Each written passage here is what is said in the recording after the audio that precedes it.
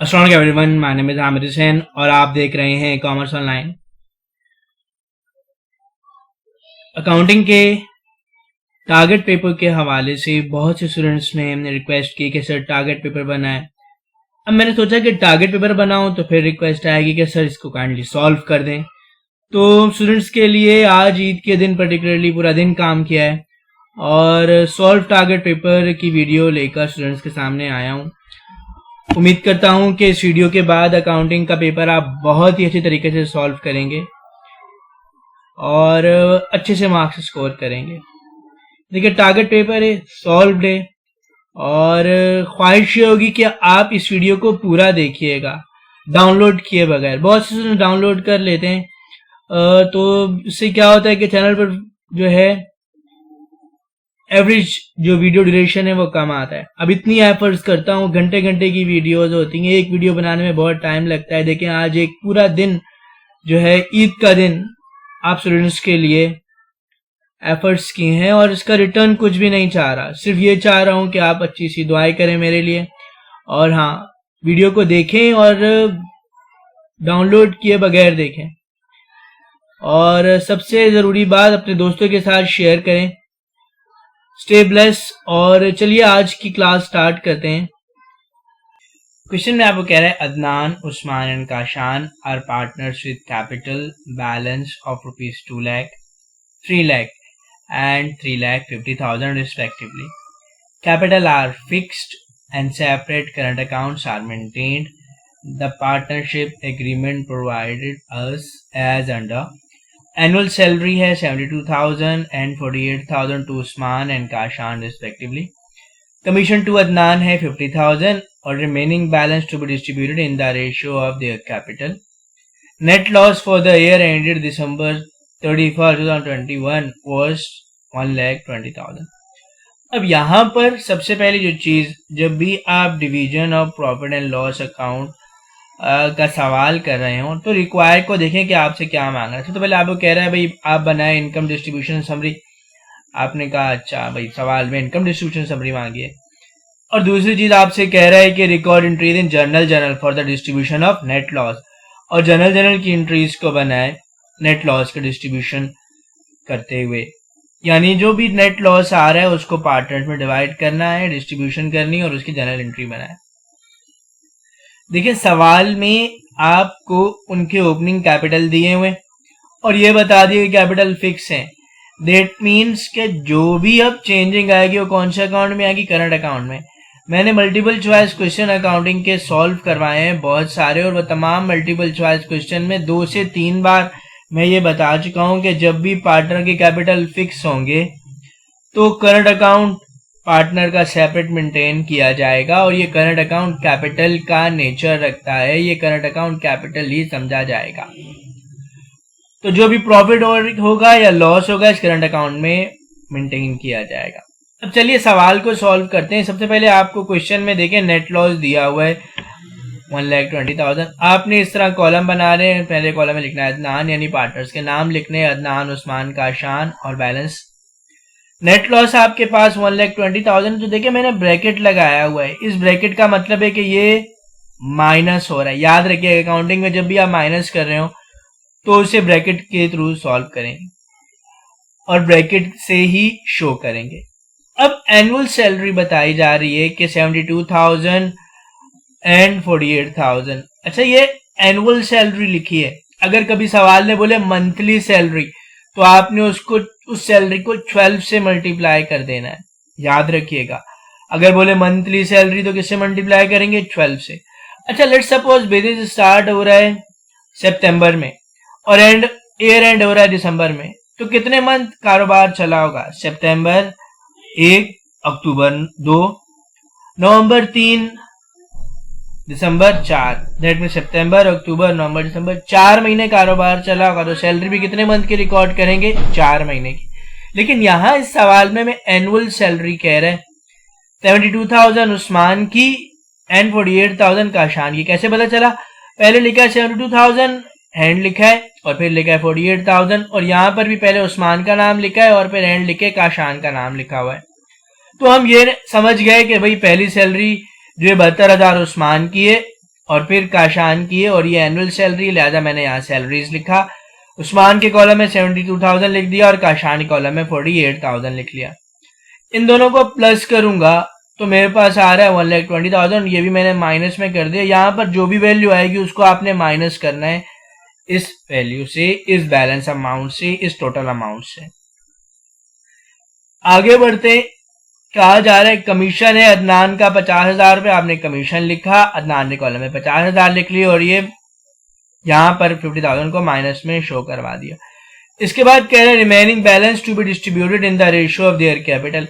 अब देखें जो भी रिमेनिंग बैलेंस आएगा उसको पार्टनर में डिस्ट्रीब्यूट करना है उनके कैपिटल रेशियो के हिसाब से। कैपिटल रेशियो किस तरह निकालेंगे ये भी मैं आपको सिखा देता हूं, लेकिन पहले यहां गौर करें। 1,20,000 माइनस में, 1,20,000 सैलरीज का भी माइनस में और 50,000 ये भी किसमें, माइनस में। तो टोटल आपके पास 2,90,000 आ गया और किसमें आ गया, माइनस में। अब ये 2,90,000 आपने डिस्ट्रीब्यूट करना है और किस तरह डिस्ट्रीब्यूट करना है, to be distributed on the ratio of their capital. अच्छा यहां पर भी एक बार बताता चलूं कि जब भी ये डिस्ट्रीब्यूशन होगी तो ओपनिंग कैपिटल जो भी सवाल में दिया गया होगा उस हिसाब से उसके रेशियो डिस्ट्रीब्यूट करेंगे।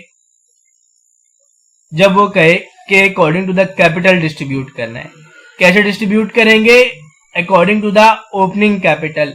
जब सवाल में बोले कि उनके कैपिटल्स के थ्रू क्या करना है, डिस्ट्रीब्यूट करना है नेट इनकम को या रिमेनिंग लॉस को या रिमेनिंग प्रॉफिट को।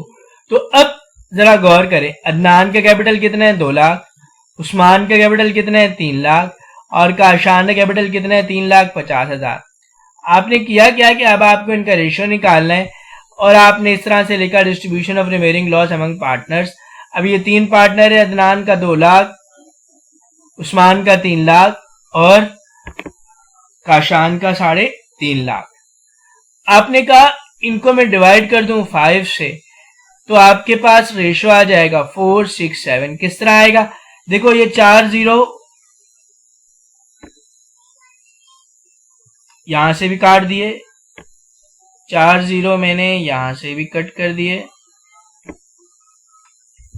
और 4 0 मैंने यहां से भी कट कर दिए। अब जरा 5 का टेबल पढ़े, 5 4 से 20 तो 4 आ गया, 5 6 से 30 तो 6 आ गया, 5 7 से 35 तो 7 आ गया।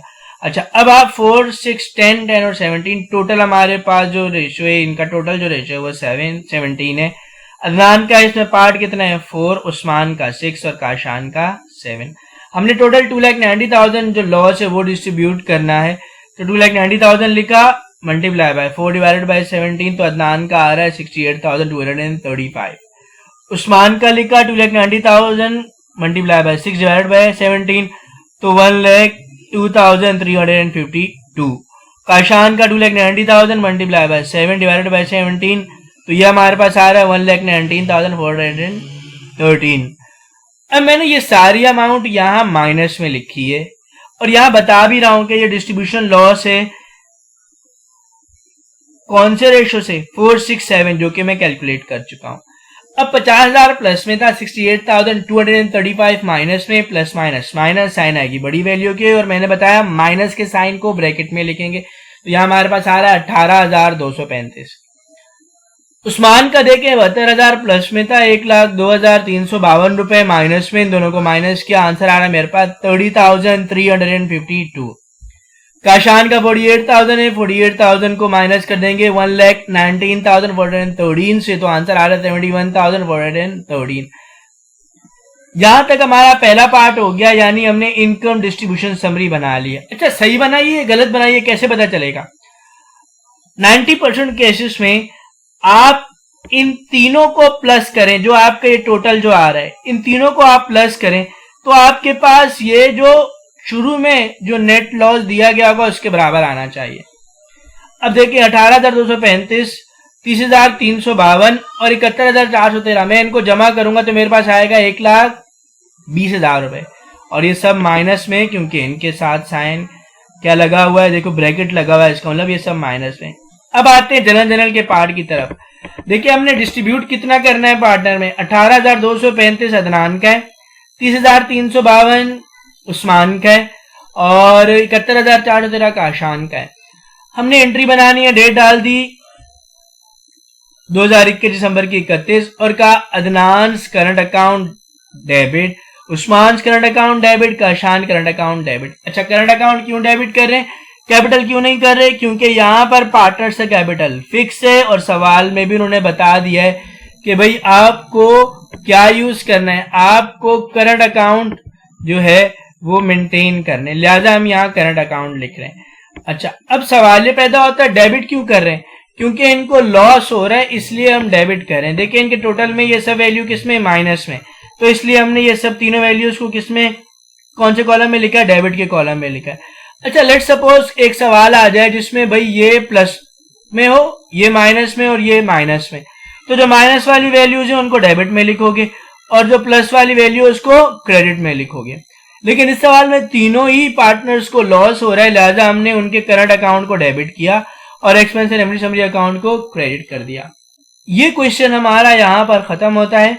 अगले सवाल की तरफ चलते हैं जो कि टारगेट पेपर का क्वेश्चन है। चैनल को सब्सक्राइब लाजमी कीजिएगा, हमारे ग्रुप कॉमर्स ऑनलाइन को लाजमी ज्वाइन कीजिएगा, वहां पे आप सवाल पोस्ट कर सकते हैं और जो भी क्वेश्चन आप पोस्ट करेंगे I will definitely help you out, आपको उसका आंसर मिलेगा। एमसीक्यूज बहुत सारे अब चैनल पर मौजूद हैं, वो भी आप कर सकते हैं। गेस्ट पेपर भी चैनल्स पर मौजूद हैं, उनके लिंक डिस्क्रिप्शन में दिए हुए हैं, तो वहां से आप डाउनलोड कर सकते हैं। इसके अलावा हमारा ब्लॉग है कॉमर्स ऑनलाइन स्टडी नोट्स के हवाले से, आप उस पर भी जाकर डायरेक्टली नोट्स को डाउनलोड कर सकते हैं। अगला क्वेश्चन है हमारा नॉन प्रॉफिट कंसर्न का, और नॉन प्रॉफिट कंसर्न का ये क्वेश्चन है, ये हमारे पास बेसिकली कैश अकाउंट दिया होता है। यहाँ बताया जाता है भाई कैश के रिसिप्ट इतने, यानी हम इतना कैश वसूल किया है हमने, और ये हमारा पेमेंट है यानी हमने इतना कैश पे किया है। इसमें आप देखें रिसिप्ट्स में cash balance, that means cash का ओपनिंग बैलेंस दिया हुआ है, मेंबरशिप फी है, डोनेशन है, सब्सक्रिप्शन है, रेंट रेवेन्यू है, ये सारे पैसे हमने रिसीव किए हैं। पेमेंट में हमने इक्विपमेंट खरीद लिया, सैलरीज पे की, यूटिलिटी एक्सपेंस पे किया, परचेज किए, स्पोर्ट्स गुड्स की, अदर एक्सपेंसेस को पे किया और ऑफिस सप्लाईज के लिए पेमेंट किए। अब आपको बनाना क्या है, आपको बनाना क्या है, इसके लिए आपको इसकी रिक्वायर्ड देखनी होगी और रिक्वायर में कह रहे हैं कि prepare income and expenditure account for the year ended December 31, 2021। आपको इनकम एंड एक्सपेंडिचर अकाउंट बनाना है। याद रखिएगा नॉन प्रॉफिट कंसर्न बनाती है इनकम एंड एक्सपेंडिचर अकाउंट, जबकि जो प्रॉफिट कंसर्न होती है यानी जो नॉर्मल बिजनेस होता है वो बनाता है इनकम स्टेटमेंट। एमसीक्यूज में इन चीजों को डिटेल में एक्सप्लेन किया, एमसीक्यूज आप लाजमी देखिएगा, चैनल पर मौजूद हैं। अब आगे बढ़ते हैं, सवाल को सॉल्व किस तरह करें। हमने इनकम एंड एक्सपेंडिचर अकाउंट बनाना है, तो सवाल में सबसे पहले हम इनकम एंड एक्सपेंडिचर अकाउंट बनाने के लिए सबसे पहले कंपनी का नाम लिखते हैं जो कि कराची क्लब है। इनकम एंड एक्सपेंडिचर अकाउंट हम बना रहे हैं, वो लिखा और लिख दिया for the period ended December 31, 2021।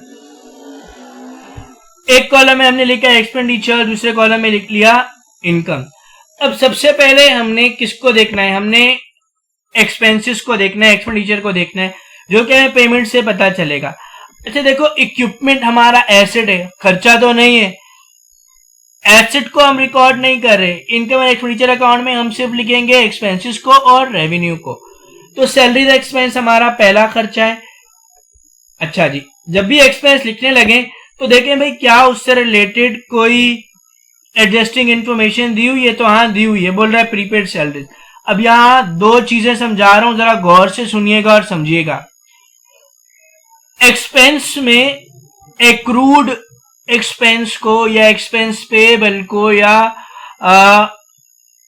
Unpaid expense को ऐड करेंगे, प्रीपेड को लेस करेंगे। दोबारा बता रहा हूं, जब भी आपके पास कोई एक्सपेंस दिया हो और उससे रिलेटेड डेटा फॉर एडजस्टमेंट में लिखा हो अनपेड, आउटस्टैंडिंग या एक्रूड, तो आपने उस रकम को ऐड करना है, और अगर प्रीपेड लिखा हो तो लेस करना है। अब यहां सवाल में देखो हमारे पास सैलरीज एक्सपेंस 50,000 है, प्रीपेड सैलरी 20,000 है, तो क्या करेंगे, शाबाश लेस करेंगे। तो मैंने देखो यहां पर बताया हुआ है कि सैलरीज एक्सपेंस 50,000 है, माइनस कर देंगे 20,000, तो मेरे पास सैलरीज एक्सपेंस कितनी आ गई, 30,000। माइनस क्यों किया, क्योंकि 20,000 हमारा प्रीपेड है, अच्छा, अब नेक्स्ट में आ जाओ। नेक्स्ट में बोल रहे हैं यूटिलिटी एक्सपेंस कितना है, 20,000। हम देखते हैं क्या यूटिलिटी से रिलेटेड कोई चीज मौजूद है, मौजूद है, एक्रूड यूटिलिटीज। इसका मतलब यूटिलिटी एक्सपेंस पेएबल है, और मैंने पहले बताया कि एक्सपेंस पेएबल हो, एक्रूड हो, अनपेड हो, आउटस्टैंडिंग हो, इसको ऐड करेंगे। अब यूटिलिटी एक्सपेंस 20,000 है, एक्रूड यूटिलिटी 50,000 है, तो 5,000 है, तो कुल मिला के हमारे कितना हो गया ये यूटिलिटी एक्सपेंस, 25,000। शाबाश। अब आगे देखते हैं। नेक्स्ट हमें कह रहा है परचेज ऑफ स्पोर्ट्स गुड्स। देखो स्पोर्ट्स गुड्स 1 साल से ज्यादा के अरसे के लिए चलेगी, ये आपका एसेट है, एक्सपेंस नहीं है। एक्सपेंस अब बोल रहा है अदर एक्सपेंस 1 लाख, हम ये लिखेंगे। हमने लिखा, यहां पर आ जाए भाई अदर एक्सपेंस, हमने 1 लाख लिखा, ये लिख लिया 1 लाख। अब बोल रहा है डेप्रिसिएशन एक्सपेंस। अच्छा जी, डेप्रिसिएशन एक्सपेंस कितना है, ऑन इक्विपमेंट 10%। अब आप देखो यहां पर तो बताया जा रहा है और परचेज ऑफ ऑफिस इक्विपमेंट 80,000 का है, इसका 10% कितना होगा, 8,000। ये हमारा डेप्रिसिएशन एक्सपेंस है। हमने इसे भी यहां पर एक्सपेंस में लिख लिया और बताया 80,000 मल्टीप्लाई बाय 10%, ये आपके पास आ रहा है 8,000। फिर हमें कह रहे हैं ऑफिस सप्लाईज है 5,000। देखिए ये ऑफिस सप्लाईज एसेट होता है हमारा, लेकिन डेट ऑफ एडजस्टमेंट में बोल रहा है ऑफिस सप्लाईज यूज्ड 2,000 है, तो हम जो यूज्ड हो गया वो खर्चा हो गया, उस 2,000 को हमने यहां पर लिख लिया। टोटल एक्सपेंस हमारे आ रहे हैं 1,65,000।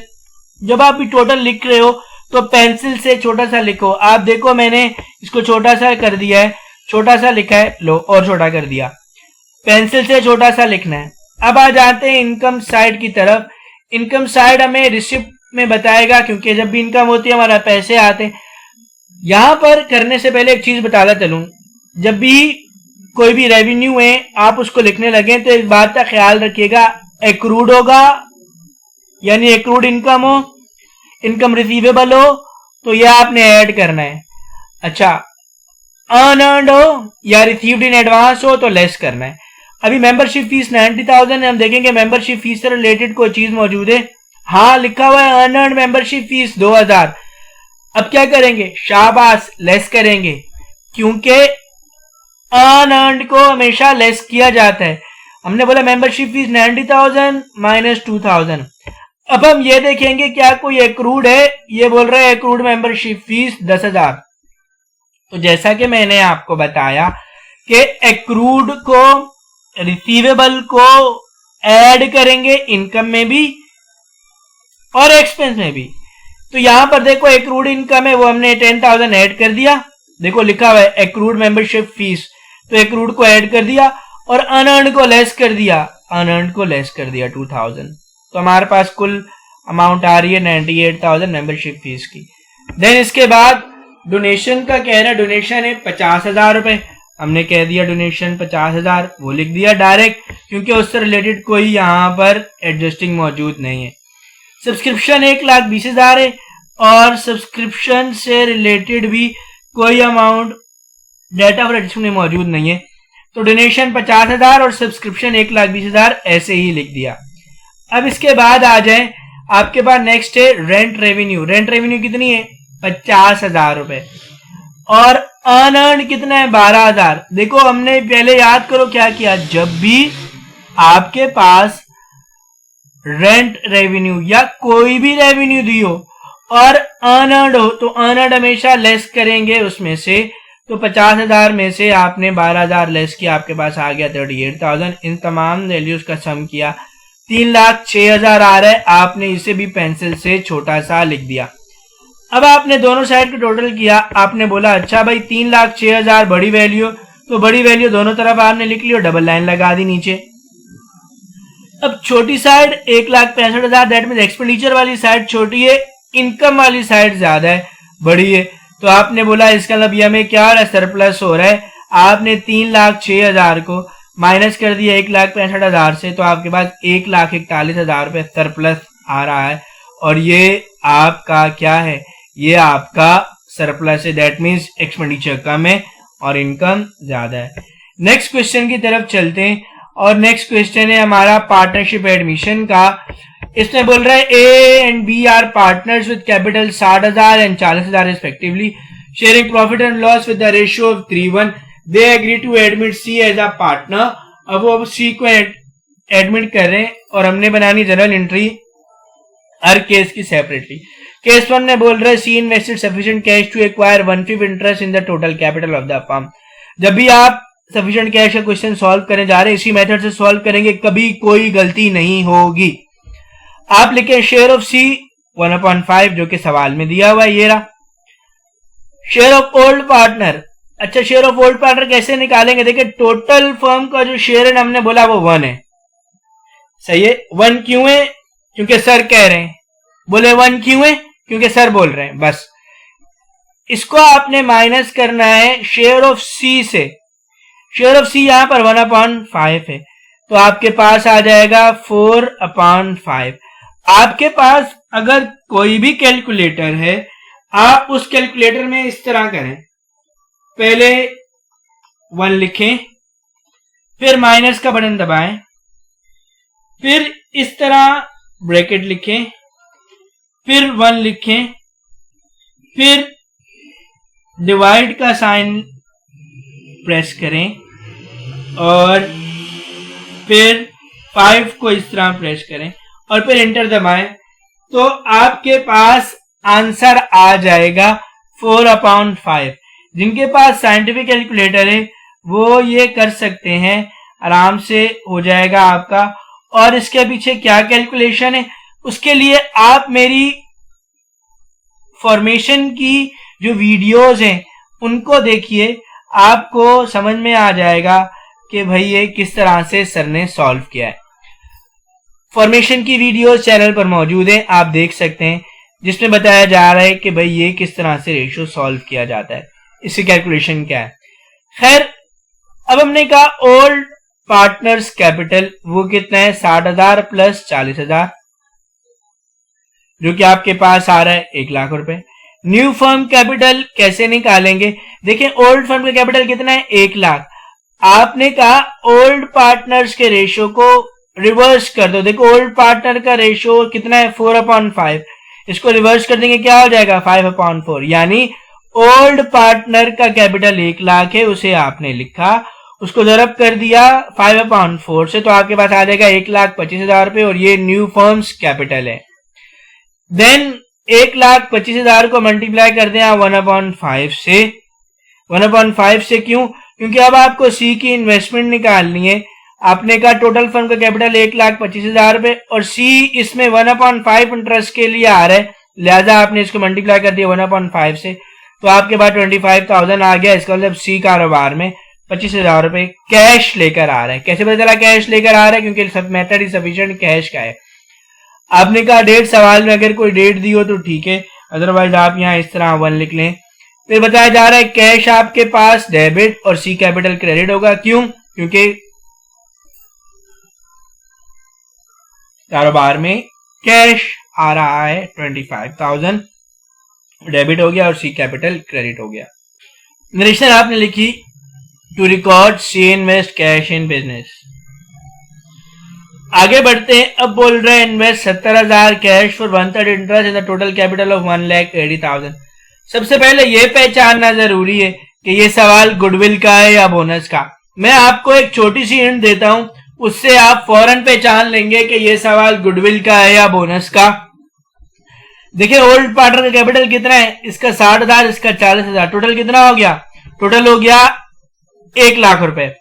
और सी कितने इन्वेस्ट कर रहा है? 70,000. अभी टोटल कैपिटल कितना है? 1,70,000 हो गया. और वो कितना बता रहे हैं? सवाल में बोल रहे हैं 1,80,000. अच्छा, अब आप बोलो भाई यहां दिख रहा तो 170 है और सवाल में ये लोग बोल रहे हैं 180 है, यानी जितनी इन्वेस्टमेंट है उससे कैपिटल ज्यादा है. दोबारा समझ लो. देखो 60,000 ए के, 40,000 बी के, 70 के सी के कितने 70. टोटल इन्वेस्टमेंट 170 है, लेकिन सवाल में कितना बोल रहे हैं? कैपिटल कितना है? 180. तो इन्वेस्टमेंट कम है, कैपिटल ज्यादा है, ये गुडविल है. इन्वेस्टमेंट कम, कैपिटल ज्यादा, ये गुडविल है.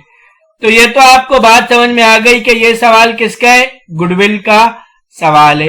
अब जरा आगे चलते हैं, इसको सॉल्व कैसे करेंगे। सॉल्व करने का तरीका बहुत ही आसान है। आपने बोला 1/3 इंटरेस्ट के लिए सी का कैपिटल कितना बन रहा है, आपने कहा 180 टोटल फर्म का कैपिटल है, जो कि सवाल ने बता दिया। और सी कितना इन्वेस्ट कर रहा है, उसमें ने बता दिया सी 1/3 के लिए इंटरेस्ट के लिए इन्वेस्ट कर रहा है। तो आपने बोला जरा देखो तो सही भाई, सी का इंटरेस्ट असल में बनता कितना है। सी का इंटरेस्ट बनता है 60,000 रुपए। कैसे निकाला, आपने सी कैपिटल लिखा 180 मल्टीप्लाई बाय 1/3 कर दिया, 1/3 कर दिया, ये 60,000 आ गया। अभी सी की इन्वेस्टमेंट कितनी है, सी की इन्वेस्टमेंट है 70,000 रुपए। अभी सी को मिल रहे हैं 60,000 और सी की इन्वेस्टमेंट कितनी है 70,000।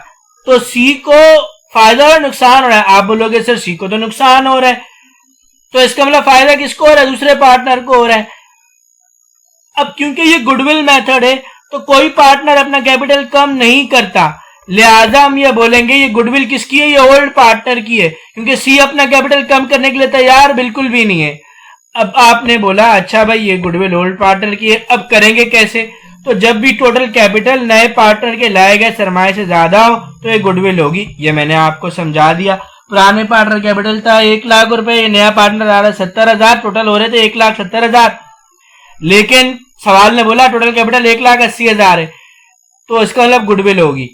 अब चूंकि इस केस में पार्टनर सी ज्यादा कैपिटल लेकर आ रहा है 70,000 और इसका इंटरेस्ट कम है 60,000, लिहाजा गुडविल किसकी होगी, ओल्ड पार्टनर की।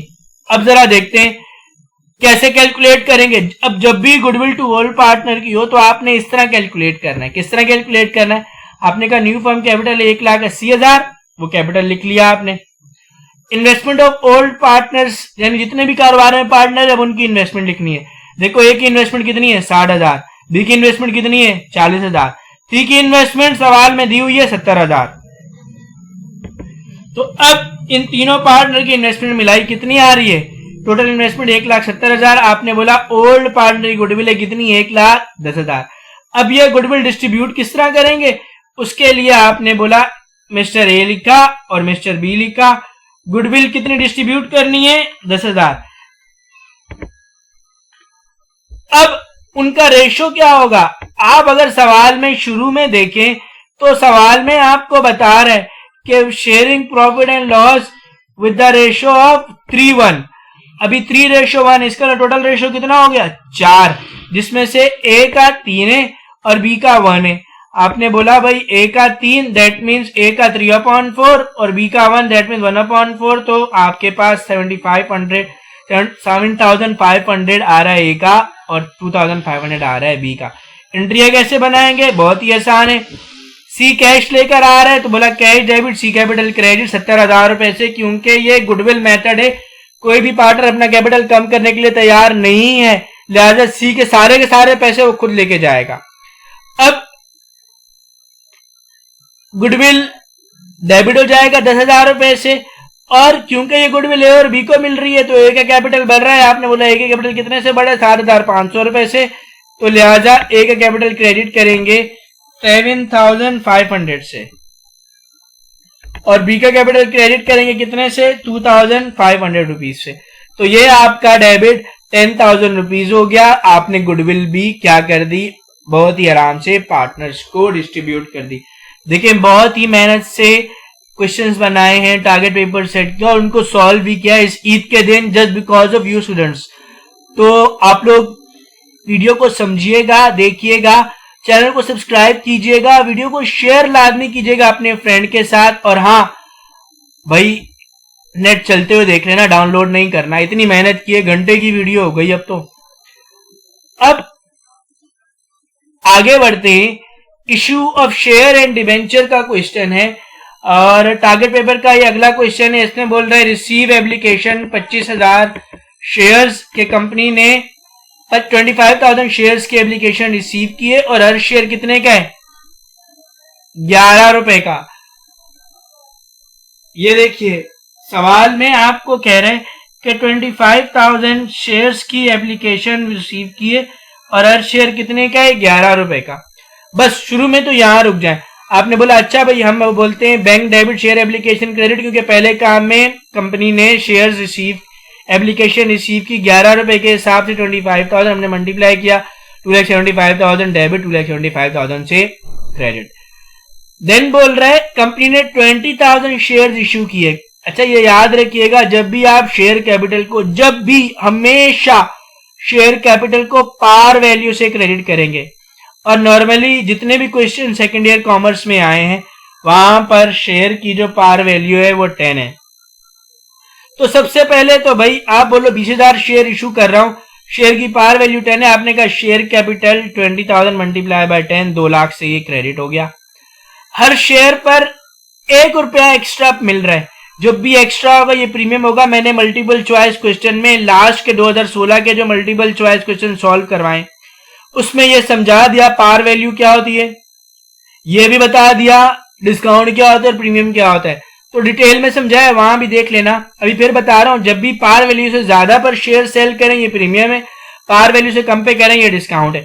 तो यहाँ 10 का शेयर हम 11 में दे रहे हैं तो ये प्रीमियम है। हमने कहा शेयर प्रीमियम 20,000 मल्टीप्लाई बाय 1, ये टोटल 20,000 शेयर हम अलॉट कर रहे हैं, इशू कर रहे हैं, और हर शेयर पे में ₹1 प्रीमियम मिल रहा है, तो ये 20,000 हो गया। इन दोनों को हमने प्लस कर दिया, 2,20,000 रुपए से डेबिट किया। शेयर एप्लीकेशन जो कि हमारी लायबिलिटी थी वो अब खत्म हो गई, क्योंकि उसके बदले हमने शेयर इशू कर दिया। लिहाजा शेयर कैपिटल डेबिट 2,20,000 से, शेयर प्रीमियम और शेयर कैपिटल क्रेडिट। लिख दिया to record allotment of shares. अभी देखो 25,000 शेयर्स की एप्लीकेशन रिसीव की और अलॉट किए 20,000। 5,000 शेयर्स ऐसे हैं जिनकी एप्लीकेशन अब आपको रिफंड करनी है।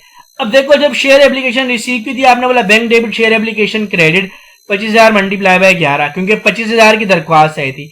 अब जब वापस करोगे तो जाहिर सी बात है ये वाली एंट्री रिवर्स हो जाएगी, आप बोलोगे शेयर एप्लीकेशन डेबिट और बैंक क्रेडिट 5,000 मल्टीप्लाई बाय 11, ये आपके पास 55,000 रुपए से। नेक्स्ट ट्रांजेक्शन में बोल रहा है परचेज लैंड, जमीन खरीद रहे हैं। कितने की जमीन खरीद रहे हैं? जमीन खरीद रहे हैं 3,33,500 रुपए की, और शेयर इशू कर रहे हैं 10 रुपए वाला कितने में? 13.5 रुपए में।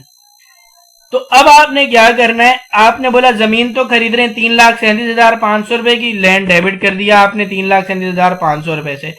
अब आपको यह पता है कि ये प्रीमियम पर सब हो रहा है। क्या हो रहा है? प्रीमियम पर। क्यों? क्योंकि आप शेयर कितने में दे रहे हैं? आप शेयर दे रहे हैं 13.5 रुपए में। तो आपको यहां नंबर ऑफ शेयर्स निकालने हैं सबसे पहले, जिसका निकालने का तरीका बहुत ही आसान है। आप लिखेंगे 3,37,500, इसको आपने डिवाइड कर देना है, किससे? डिवाइड कर देना है 13.5 से। सही है? तो ये आपके पास आ जाएगा 25,000 शेयर्स। ये बात समझ में आई थिंक आपको आ गई होगी कि किस तरह से हमने ये क्या किया है, ये नंबर ऑफ शेयर्स को कैलकुलेट किया है। ठीक है, अब आपने क्या किया, आपने बोला भाई मैं तो समझ गया कि 3,37,500 को डिवाइड कर देंगे जितने में शेयर आप दे रहे हैं, 13.5 का शेयर दे रहे हैं, तो 25,000 शेयर आ गए। आपने बोला ठीक है भाई, शेयर प्रीमियम कितना आएगा? 13.5 रुपए का शेयर दे रहे हैं, इसका मतलब 3.5 रुपए शेयर प्रीमियम, 25,000 मल्टीप्लाई बाय 3.5, 87,500 से ये क्रेडिट हो गया। शेयर कैपिटल कैसे लिखोगे? 25 मल्टीप्लाई बाय 10। याद रखना हमेशा शेयर कैपिटल 10 रुपए से ही लिखोगे आप, क्योंकि सेकंड ईयर में तमाम शेयर की जो वैल्यू है पार वैल्यू है, तो हमेशा हम पार वैल्यू पर लिखते हैं। आपने मल्टीप्लाई बाय 10 किया, 25,000 आ गया। अब आगे बढ़ते हैं, फिर सवाल में बोल रहे हैं परचेज इक्विपमेंट, इक्विपमेंट खरीद रहे हैं। 4,000 शेयर है और एक शेयर कितने का दे रहे हैं? 15 रुपए का। आपने बोला इसका मतलब 4,000 को 15 से मल्टीप्लाई करेंगे तो पता चल जाएगा इक्विपमेंट कितने का लिया है। आपने 4,000 को 15 से मल्टीप्लाई किया, 60,000 का इक्विपमेंट लिया है। आपको पता है शेयर कैपिटल कितने से लिखेंगे? शार्प 10 रुपए से। तो आपने कहा 4,000 शेयर मल्टीप्लाई बाय 10, 40,000। 4,000 शेयर 5 रुपए प्रीमियम में 20,000 रुपए आपके पास शेयर प्रीमियम आ गया। आगे बढ़ते हैं, और ये वाली एंट्री बहुत ही इंटरेस्टिंग है। बोल रहे 3,000 डिबेंचर इश्यू करें, 100 रुपए का एट पार। याद रखना 100 का डिबेंचर 100 में दे रहे हैं तो पार है। आपने बोला 3,000 डिबेंचर 100 रुपए में दे रहे हो, अच्छा भाई इसका मतलब बैंक डेबिट हो जाएगा 3,000 शेयर है 3000, आपके पास डिबेंचर है और हर डिबेंचर कितने का दे रहे हो? 100 रुपए का। तो आपके पास 3 लाख रुपए से बैंक डेबिट हो गया। डिबेंचर पेबल हमेशा पार वैल्यू से डेबिट करेंगे, चाहे आप 100 का दें, चाहे आप 50 का दें, चाहे आप 105 का दें। डिबेंचर पेबल आप हमेशा 100 रुपए से करेंगे। अभी देखो 3000 डिबेंचर है, मल्टीप्लाई बाय 100, तो 3 लाख रुपए ये आ गए। अच्छा, अब आगे बोल रहे हैं कि भाई रिडीमेबल आफ्टर 5 ईयर, 5 साल बाद जब देंगे तो 103 रुपए देने पड़ेंगे। कितने रुपए इजाफी देने? 3 रुपए। कितने रुपए इजाफी देने? 3 रुपए। ये कब देने आपको? जब आप वापस करोगे। ये आपकी लायबिलिटी है जिसको आपने बोला प्रीमियम ऑन रिडेम्पशन। याद रखना, प्रीमियम ऑन रिडेम्पशन का मतलब है जब वापसी करोगे तो इजाफी पैसे आप दे रहे हो। कितने दे रहे हो? 3 रुपए। एक शेयर, एक डिबेंचर है, 3000 डिबेंचर है और डिबेंचर पे कितने दे रहे हैं? 3 रुपए। अब आप यहां पर लिखोगे कि भाई 3000 डिबेंचर हैं और हर डिबेंचर पे हम 3 रुपए एक्स्ट्रा दे रहे हैं, तो टोटल कितने एक्स्ट्रा दे रहे हैं? 9000 रुपीज। अब ये लॉस हो रहा है आपको और लॉस आपका डेबिट होगा। कितने का लॉस हो रहा है? 9000 रुपीज का। तो ये आपका लॉस ऑन रिडेम्पशन आ गया। अच्छा जी, नेक्स्ट एंट्री आपको बताई जा रही है कि 2000 डिबेंचर आप इशू कर रहे हो, 100 रुपए का डिबेंचर और 95 में दे रहे हो। अब मुझे बताओ 100 का डिबेंचर 95 में दे रहे हैं, डिस्काउंट पे दे रहे हैं ना? बिल्कुल सही कहा आपने, डिस्काउंट पे दे रहे हैं। आपने कहा भाई बैंक डेबिट, क्योंकि इस बार 2000 डिबेंचर हैं और वो डिबेंचर कितने में दिए जा रहे हैं? 95 रुपए में। तो आपने कहा ठीक है, 2000 मल्टीप्लाई बाय 95, आपने कहा 1,90,000, ये आपके पास आ गया। डिबेंचर पेबल मैंने आपको बोला हमेशा 100 रुपए से करेंगे, लिहाजा 2000 मल्टीप्लाई बाय 100, 2 लाख आ गया। आपने ये डिबेंचर प्रीमियम पे दिया है या डिस्काउंट पे दिया है? डिस्काउंट पर दिया है, लिहाजा आपने लिखा डिस्काउंट ऑन डिबेंचर 10,000। ये बात समझ में आ गई। अभी मैंने प्रीमियम ऑन रिडेम्पशन और लॉस ऑन रिडेम्पशन का जिक्र नहीं किया। इसके बाद एंट्री में कह रहा है जब 4 साल बाद आफ्टर 4 years एड 105, अभी 5 रुपए एक्स्ट्रा आप पे करेंगे जब आप उसको वापस करेंगे। तो आपने बोला कि भाई 2000 डिबेंचर हैं और मैं 5 रुपए एक्स्ट्रा पे करूंगा जब वापस करूंगा, तो ये प्रीमियम रिडेम्पशन हो जाएगा। 2000 मल्टीप्लाई बाय 5, 10,000 से आपने क्रेडिट कर दी। क्रेडिट इसलिए किया, ये आपकी लायबिलिटी है। 5 साल बाद आपने या 4 साल बाद आपने जब डिबेंचर वापस करोगे तो ये पे करोगे। नेक्स्ट बोल रहा है लॉस ऑन रिडेम्पशन, ये आपका डेबिट होगा। लॉस हमेशा डेबिट होगा, डिस्काउंट डेबिट होगा। और ये 10,000 देखिए, डेबिट साइड मेरी टोटल 2,10,000 है, क्रेडिट साइड टोटल 2,10,000। ये एंट्री भी कैलकुलेशन वाइज सही हो गई है। तो ये सवाल मेरा यहां पर खत्म हुआ। अब आ जाते हैं लॉन्ग और डिटेल क्वेश्चन की तरफ। क्वेश्चन आपके सामने है, बोल रहे Asma industry acquired a machine by making the following payments.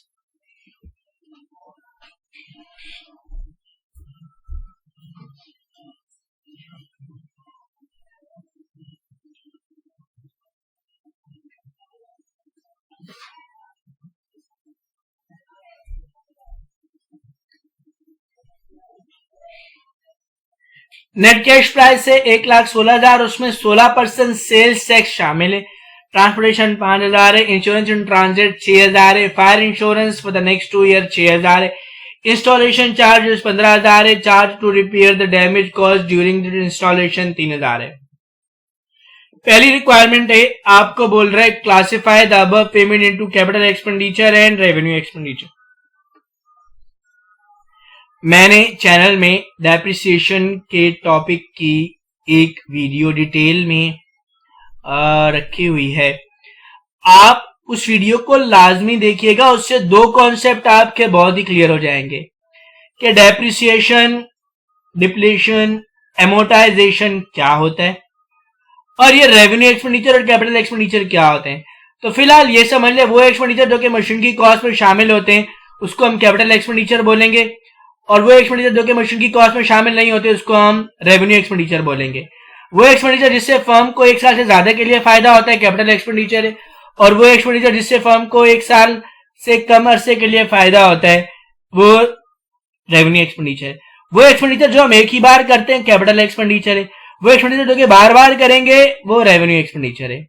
अब यहां पर सेल टैक्स एक बार देंगे कैपिटल एक्सपेंडिचर, ट्रांसपोर्टेशन भी एक ही बार होगी capital expenditure, insurance in transit एक ही बार होगी, गाड़ी रास्ते में आ रही है आपने अब सामान का इंश्योरेंस करवाया है, मोस्ट ऑफ द टाइम ये जरूरी होता है कि जब भी सामान एक दूसरे का जाए आप उसका इंश्योरेंस करवाएं ड्यूरिंग द ट्रांसपोर्टेशन, ये मशीन की कीमत में ऐड होगा। Fire insurance for the next 2 year, अभी देखो आग लगने का इंश्योरेंस था, जब तक मशीनें आप करवाते रहोगे बार बार, ये रेवेन्यू एक्सपेंडिचर है। इंस्टॉलेशन चार्जेस, मशीन को एक ही बार इंस्टॉल करना होगा, बड़ी बड़ी मशीनें डिफरेंट पार्ट्स में आती है उनको असेंबल करना होता है, installation, testing charges, test run cost, ये तमाम की तमाम मशीन की कॉस्ट में ऐड होती है, कैपिटल एक्सपेंडिचर है। Charges to repair the damage cost during the installation, ये रेवेन्यू एक्सपेंडिचर है, इसलिए कि ये आपकी गलती की वजह से हुआ, सामने वाले बंदे की गलती की वजह से हुआ। तो पहली रिक्वायरमेंट कैसे सॉल्व करनी है, सिर्फ क्या करना है, एक लिस्ट बनानी है जिसमें बताना है कैपिटल एक्सपेंडिचर क्या है, रेवेन्यू एक्सपेंडिचर क्या है।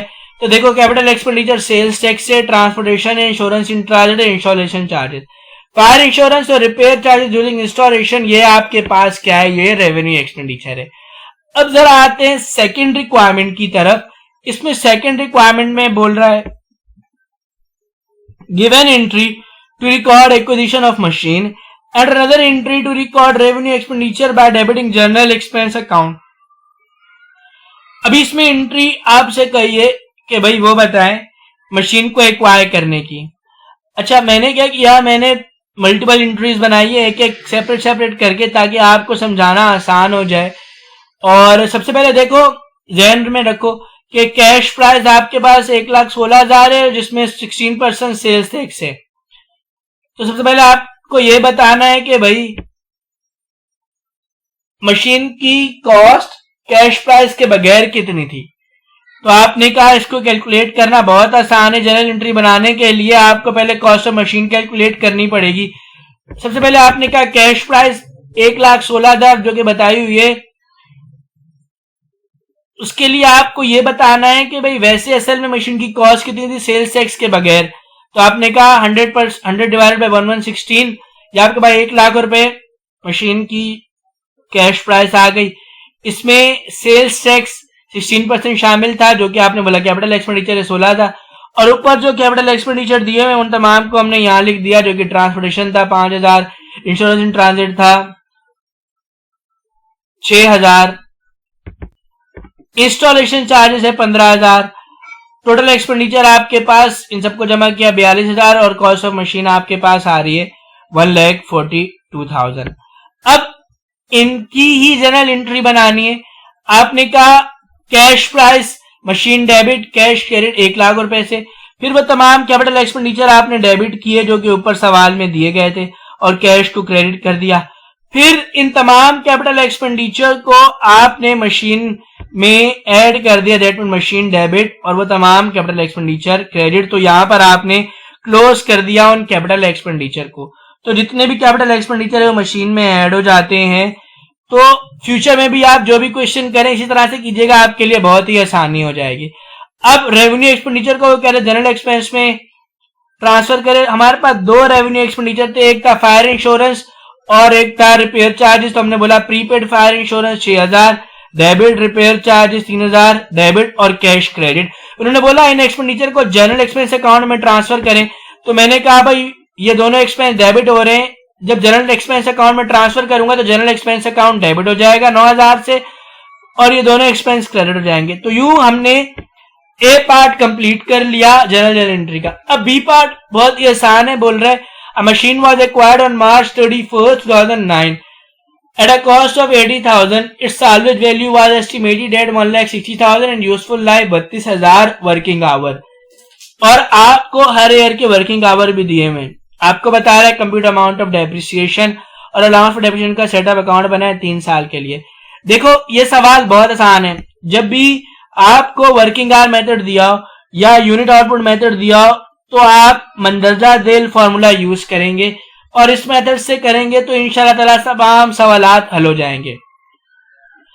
एक और खास बात बताता चलूं कि यहाँ पर मशीन एक्वायर हुई है मार्च 31 2009 को। हमारा इससे कोई कंसर्न नहीं है। यूनिट आउटपुट मेथड में, वर्किंग आवर मेथड में हम डेट ऑफ परचेज को नहीं देखते, लेकिन अगर हमारे पास मेथड हो डिमिनिशिंग बैलेंस मेथड और मेथड हो स्ट्रेट लाइन मेथड, तो उसमें फिर एनुअल डेप्रिसिएशन को मंथ में कन्वर्ट करते हैं। वो किस तरह करते हैं वो मैं आपको नेक्स्ट वीडियो में बताऊंगा। लेकिन फिलहाल इस सवाल को देखें। हमने सबसे पहले रेट पर आवर निकालना है। रेट पर आवर का फॉर्मूला है हमारे पास cost minus salvage value. Cost है हमारे पास 8 लाख रुपए, माइनस करेंगे साल्वेज वैल्यू जो कि 1,60,000 है। लाइफ इन आवर्स हमारे पास 32,000, इसको हमने डिवाइड किया इससे, तो हमारे पास 1 घंटे का जो रेट आ रहा है वो 20 रुपए आ रहा है। आपने बोला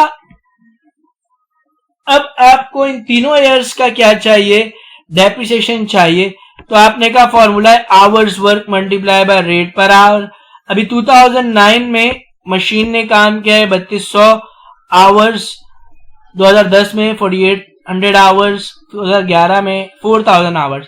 रेट आपके पास 2020, आपने इसको मल्टीप्लाई कर दिया सबसे, तो यहाँ 64,000, 96,000 और 80,000 आ रहा है। अब यहां पर कहा जा रहा है कि भाई अलाउंस डेप्रिसिएशन का टी अकाउंट बनाओ। ये बहुत इंपॉर्टेंट है, जरा गौर से देखिएगा और समझिएगा। देखिए शुरू में मशीन का कोई डेप्रिसिएशन नहीं था। आपने बोला दिसंबर की 31 2009 को डेप्रिसिएशन हुआ 64,000 रुपए, कोई डेप्रिसिएशन नहीं था। अब टी अकाउंट का रूल फर्स्ट ईयर में आपको पता होगा, दोनों साइड का बैलेंस छोटा सा लिखते हैं, तो मैंने इसलिए बहुत ही छोटा सा 64,000 यहां लिखा है, 0 यहां लिखा है। बड़ी वैल्यू 64,000 है, दोनों साइड पर आ जाएगी। बैलेंस कैरिड फॉरवर्ड 64,000 दिसंबर की 31 2009 को आप लिखेंगे, और यही बैलेंस नेक्स्ट ईयर में डबल लाइन के नीचे लिखना है आपने, यानी जनवरी की 1 2010 को ओपनिंग बैलेंस लिखना है 64,000। अब नेक्स्ट ईयर का डेप्रिसिएशन आप देखें, नेक्स्ट ईयर का डेप्रिसिएशन है आपके पास 96,000। आपने कहा दिसंबर की 31 2010 को डेप्रिसिएशन हुआ है 96,000। फिर दोबारा आपने करना है क्या, इन दोनों साइड का बैलेंस पेंसिल से छोटा सा लिखना है। आपने लिखा 1,70,000, ये रहा 0 ये रहा। अब बड़ी वैल्यू 1,70,000 है, ये बड़ी वैल्यू आपने दोनों तरफ लिख दी। अब बैलेंस ये क्रेडिट डेबिट साइड पर आ रहा है, तो आपने लिखा दिसंबर की 31 2010 को बैलेंस कैरिड फॉरवर्ड 1,70,000 और balance brought forward credit side पर आएगा ओपनिंग बैलेंस 1,70,000। अब दिसंबर की 31 2011 को डेप्रिसिएशन एक्सपेंस 80,000 है, जो कि हमने यहां कैलकुलेट किया हुआ है। आपने ओपनिंग बैलेंस के नीचे दिसंबर की 2011 लिखा 80,000, इन दोनों को प्लस किया 2,50,000। वंस अगेन वही रूल अप्लाई किया, तो आपका जनवरी की 1 2012 को ओपनिंग बैलेंस आ रहा है 25,000।